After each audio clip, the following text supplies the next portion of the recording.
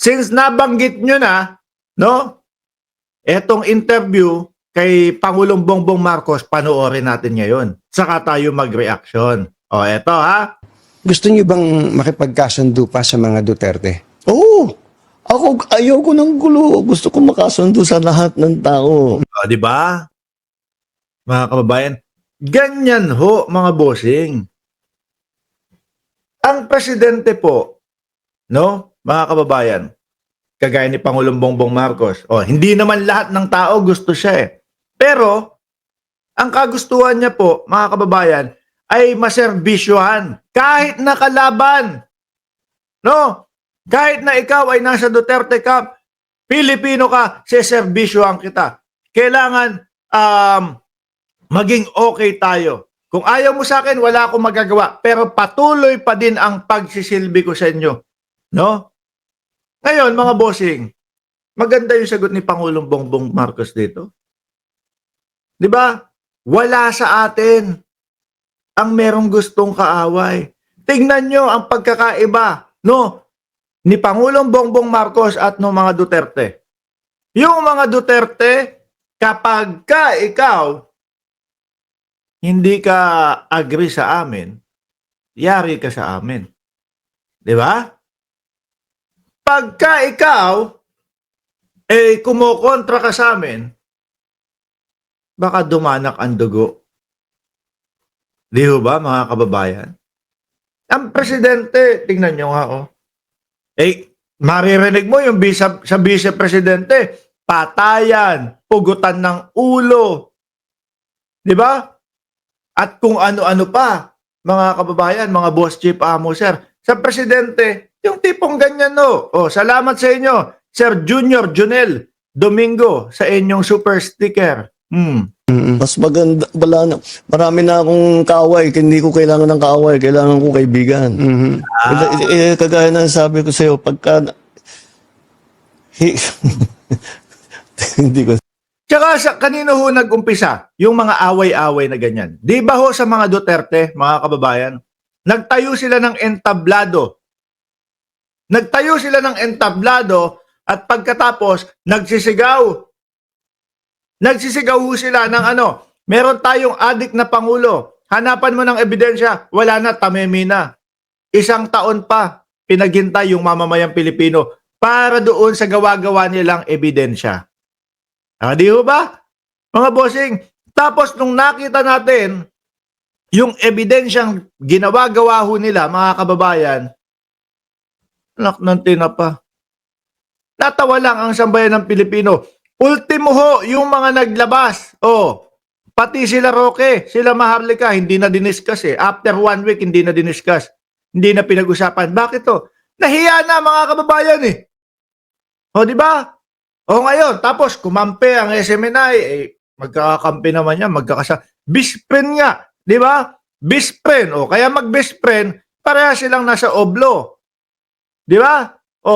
Parehas, nakakulong. Kaya nga ang tawag natin sa kanila, ang grupo nilang dalawa, dos oblos. Dalawang nasa oblo. Dos oblos.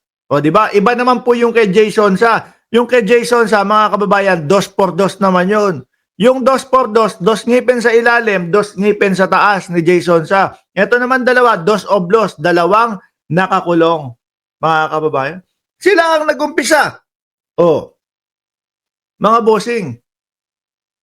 Pero hanggang ngayon, hindi pa rin sila humihinto. Sabi, magkano binayad sa iyo? Sasabihin ko na sana Na-realize ko, baka mag-iyakan ang mga DDS eh. Ay naku, ay Diyos ko, lasing ka, baka mamaya pagka malakal lasing dyan sa inyo, nakakasuka kang pakinggan. Puro suka na ba dyan? Sa lugar ninyo? Dyan sa sira na rin ulo mo. Sakit. Nasasaktan yung mga DDS. Pero inyo, 15 minutos pa lang tayo nag-uumpisa. Nagagalit na yung mga DDS. Hindi ba totoo na si dating Pangulong Duterte nagsisigaw nung adik? Mga DDS, mga kasulid. Hindi ba totoo yon? Di ba siya ang nagsisigaw ng mga ganon? Oh, bakit sinasabi nyo, nagsisinungaling ako? Di ba nakikisigaw din kayo, mga DDS? Sir Tony Ninobla, shoutout sa iyo. Nakikisigaw kayo Sabi nyo, weak, weak, weak si President Bongbong Marcos. Nako, eto, baka sabihin nyo, weak na naman, no? Kung nakikipag-ayos. Weak na naman. Tapos pagka si Sara na ang dinala, pag si Sara na ang dinampot ng ICC, sasabihin niya na naman, iyakan na naman. Oh, ba't nagagalit kayo? Totoo naman na kayo ang nag-umpisa nung mautog at siniraan nyo ang Pangulo. Diba? Oh, totoo, si Duterte ang nag-umpisa. Oh, tapos gagalit kayo sa akin. Sasabihin nyo, grabe magkukwento na lang ako, nangyari. At kayo, alam nyo na, ikinukwento ko na lang, inuulit ko na lang, tapos may bayad pa ako. Ibang klase naman yung Mark Ramos noon. Astig naman, magkukwento lang, may bayad pa. Tuloy natin yung sa Dos Oblos. Nagkampi yan, di ba? Ano nangyari? Ayun. Parehas na sa Oblo. Oh, tuloy. Magko-confess ako dito. Pwede naman po, para akong pari po nito ngayon na po. Ewan ko, kahit hanggat maaari, ako, ang habol ko ay yung stability, peaceful, para magawa namin yung trabaho namin. Tuloy-tuloy.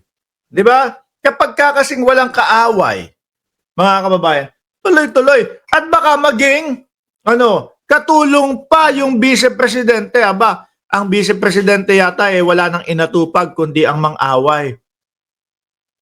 Oh, nagiging sagabal Imbis na sana ang pamumuno ni Pangulong Bongbong Marcos at gobyerno ng Pilipinas ay tuloy-tuloy.